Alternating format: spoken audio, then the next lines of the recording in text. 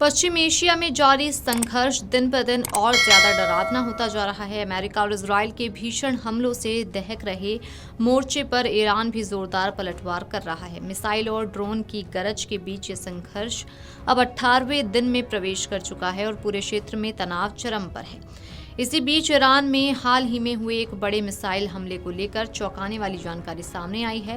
British अखबार the telegraph की एक रिपोर्ट के अनुसार ईरान के नए सर्वोच्च नेता मुज्तबा खामेनी अमेरिका और इजरायल के संयुक्त मिसाइल हमले में कुछ ही सेकंड से बच गए। रिपोर्ट के मुताबिक हमला उस समय हुआ जब वे अपने आवास से बाहर निकलकर बगीचे की ओर चले गए थे। इसी दौरान मिसाइलें उनके परिसर पर आ गिरीं।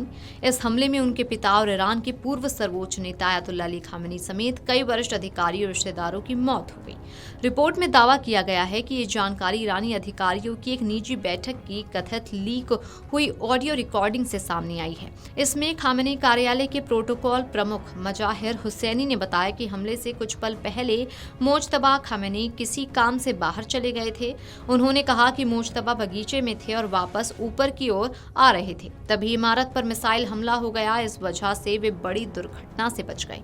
रिपोर्ट्स के मुताबिक परिसर पर कम से कम 3 बैलिस्टिक मिसाइलें दागी गईं। एक मिसाइल उस हिस्से पर गिरी जहां अली खामेनी मौजूद थे, जबकि दूसरी मिसाइल उस मंजिल पर गिरी जहां मुज्तबा का निवास था। बताया गया कि इस हमले में मुज्तबा खामेनी को पैर में हल्की चोट आई, लेकिन वे सुरक्षित बच गए। लीक ऑडियो में हमले के भयानक असर का भी जिक्र किया गया। इसमें बताया गया कि ईरान के एक वरिष्ठ सैन्य अधिकारी मोहम्मद शिराजी भी इस हमले में मारे गए।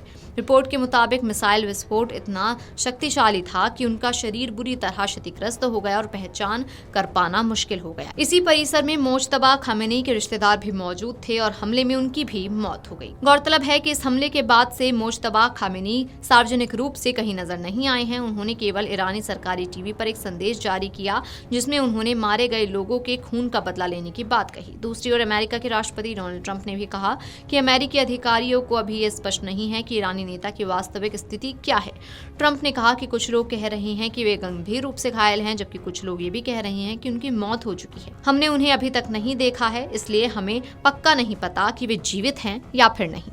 खबरों की माने तो मौजूदा supreme leader Mujtaba Khamenei Iran की राजधानी तेहरान में उसी परिसर में रहते थे जहां उनके पिता रहते थे। इसी परिसर में एक धार्मिक सभागार भी था जहां अली खामेनी भाषण दिया करते थे। साथ ही खामेनी के बाकी बच्चों के घर भी इसी परिसर में थे। 28 फरवरी को जब मिसाइलों ने परिसर पर हमला किया, उस समय अली खामेनी और वरिष्ठ सुरक्षा अधिकारी एक बैठक के लिए वहां जमा हुए थे। वीडियो डेस्क अमरउजाला.com। अगर आप ये वीडियो YouTube पर देख रहे हैं तो हमारे चैनल को सब्सक्राइब कर बेल आइकन दबाएं और Facebook पर देख रहे हैं तो हमारे पेज को लाइक करें।